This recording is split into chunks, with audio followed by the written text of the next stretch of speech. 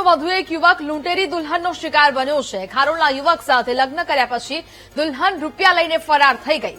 વડોદરાની ટોળકીએ ખારોલના ખેડૂત પુત્રને શિકાર બનાવ્યો। લગ્ન કરવાના ચોથા દિવસે 5,27,000 પડાવી દુલ્હન ફરાર થઈ ગઈ છે।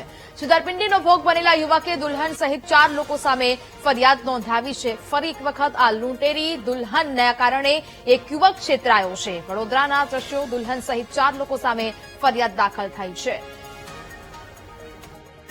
કરોડિયા ગોલવાના વતની સુરેશભાઈ તથા વિલાસબેનની દીકરી રેશમાબેન જોડે વિરાટભાઈના લગ્ન નક્કી કરવામાં આવેલ હતા।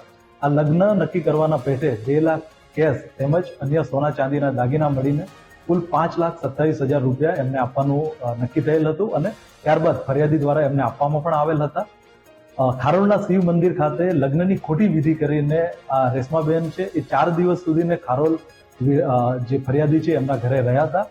ત્યારબાદ પોતાના મામાના દીકરાના લગ્ન હોય એવું કહીને પોતાના પિયર જવા નીકળ્યા હતા। ત્યારબાદ આ તમામ વ્યક્તિઓના મોબાઈલ સ્વિચ ઓફ આવતા ફરિયાદી સુરેશભાઈ દ્વારા કરોડિયા ગામ ખાતે જઈને તપાસ કરવામાં આવતા જે સુરેશભાઈ છે એમનું ઘર છે એમના ઘર સામે લોક હતું। જે વચેટિયા નટુભાઈ ગોહિલ છે એમનો સંપર્ક કરવામાં આવ્યો હતો, એમનો મોબાઈલ પણ સ્વિચ ઓફ હતો।